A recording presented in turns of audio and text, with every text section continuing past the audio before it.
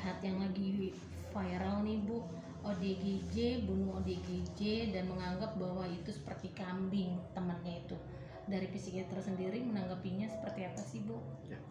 Kalau ODGJ kan pola pikir dan perbuatan itu berbeda. Jadi bisa dia merasakan senang, tapi pikirannya juga dianggap sebagai teman atau dianggap sebagai makhluk lain.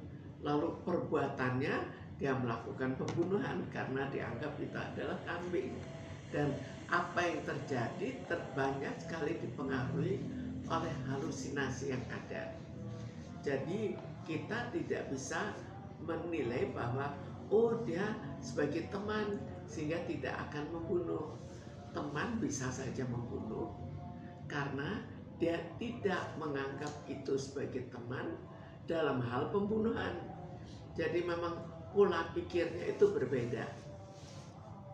Bu, tapi kalau untuk gangguan mental organik itu kan seperti apa, dan soalnya salah satunya kan ada yang berpenampilan maaf kumel, tapi yang satunya lagi yang membunuh malah rapi Bu. Ya, jadi kita tidak bisa melihat dari penampilan juga. Jadi ODGJ itu terkadang kalau dia menganggap diri sebagai seorang jenderal misalnya, maka dia akan berpakaian seperti jenderal, walaupun terkadang jenderalnya aneh, tapi tetap saja pakai misalnya bintang-bintang, bintangnya bintang dari bir bintang. Jadi aneh, tapi tetap ada suatu legalitas yang mirip dengan apa yang dia pikirkan. Demikian juga kalau dia berpikiran dia seorang yang wajar, ya dia juga berpikiran wajar. Yang satu mungkin tidak berpikiran wajar, dia berpikiran dia seadanya saja, dia orang yang tidak terkendali gitu misalnya. Bu, kalau untuk gangguan mental atau gangguan jiwa itu sebenarnya sama aja kan Bu, atau memang pengaruh dari otaknya yang sudah rusak karena zat adiktif atau halusinasi atau seperti apa? Ya, bukan dari zat adiktif, tapi kita tahu di dalam otak ada neurotransmitter dan di situ ada suatu perbedaan dengan orang-orang normal. Kalau orang normal, maka semua itu serasi. Dia berpikiran apa, berperasaan juga yang lain, dan perbuatannya juga sama semuanya. Seiring, jadi selaraslah ketiga-tiganya. Tapi pada ODGJ di situ terjadi suatu keanehan bahwa perbuatan, perasaan, dan perasaan dan pikiran bisa berbeda. Informasi yang beredar juga saat ODGJ ini memutilasi, yang pertama kali melihat ini anak-anak Bu. Dampak buruknya untuk anak ini seperti apa sih Bu?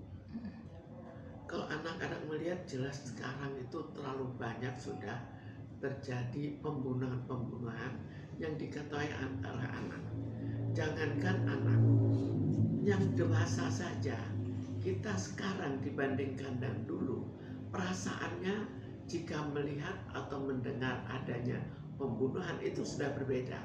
Kalau dulu kita anggap, wah keterlaluan sekali ya, kenapa kok ada pembunuhan? Tapi kok sekarang, oh ada pembunuhan, kenapa ya? Jadi cara berpikirnya itu sudah akan berbeda. Demikian juga pada anak akan terpengaruh. Ada membawa rasa trauma untuk anak ini sendiri ke depannya. Dia bisa membawa trauma kalau dia melihat, oh ini banyak darahnya dan takut. Jadi itu membawa suatu trauma tersendiri. Tapi akhirnya menjadi suatu kebiasaan, sama seperti memotong kambing. Pada saat awalnya orang akan takut, tapi setelah itu biasa saja. Bu, tapi dampak untuk anak itu selain kayak punya rasa trauma, kemungkinan bisa nggak sih Bu jadi setelah dia melihat kejadian itu cenderung kayak menjadi psikopat di kemudian hari atau seperti apa gitu Bu? Jika dia mempunyai bakat, jika seorang anak mempunyai bakat untuk menjadi psikopat, kemudian dilihat di mana cukup sering terjadi perbuatan pembunuhan, lalu juga hukum tidak berjalan sebagaimana seharusnya, maka sangat mudah bagi dirinya untuk nantinya juga melakukan pembunuhan. Bu, dalam kasus ini sendiri si pelaku tersebut kan sudah diamankan. Sebaiknya itu memang dia dimasukin kayak ke RSJ sendiri dikurung atau memang tetap membutuhkan pengobatan seperti obat-obatan yang harus dikonsumsi? Jadi pertama dia jelas harus dikurung dulu, biasanya diikat, lalu kemudian disuntik. Setelah disuntik keadaannya mulai tenang, dan dalam keadaan tenang itu dilakukan pengobatan dan diberikan obat secara teratur sesuai dengan penyakit mereka, dan juga diberikan pengarahan-pengarahan. Tapi kalau sudah ODGJ yang parah, biasanya lebih cenderung pemberian obat. Bu, pihak kepolisian juga kan kesulitan nih untuk berkomunikasi dengan ODGJ ini. Nah, akhirnya membawa ke psikiater. Biasanya apa yang dilakukan sih Bu oleh psikiater ini untuk berkomunikasi? Jelas kalau sudah ODGJ apalagi yang berat, itu komunikasinya sulit, jadi polisi juga akan mengalami kesulitan. Jangankan polisi, terkadang kalau parah seorang psikiater pun akan mengalami kesulitan. Tapi dengan diberikan pengobatan lalu disesuaikan dengan dosis yang dibutuhkan, maka bertahap pemikirannya itu akan kembali. Jadi mungkin tidak kembali normal betul-betul, tapi tidak separah seperti sebelumnya. Berarti itu dong Bu, maksudnya tetap harus melalui pengobatan dosis-dosis itu dulu, baru kita ke psikiater itu Bu. Untuk tahapnya. Psikiaternya memberikan obat, karena dosisnya akan disesuaikan. Orangnya parahnya begini, terus ketahanannya terhadap obatnya bagaimana, rentannya bagaimana, semua itu disesuaikan. Lalu besoknya apakah dinaikkan dosisnya, dinaikkan berapa, semua itu disesuaikan dengan keadaan.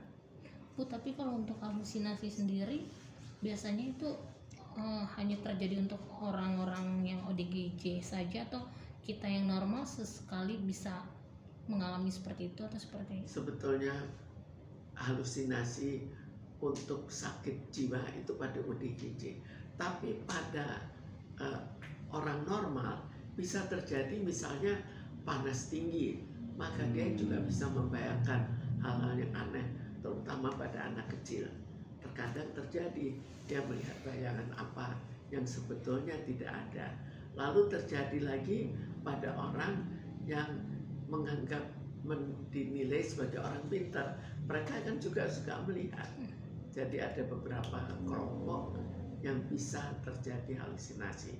Lalu juga bisa karena kita menggunakan zat-zat tertentu, bisa juga misalnya kita pakai dari tanaman yang jumlah cukup besar, itu juga bisa terjadi.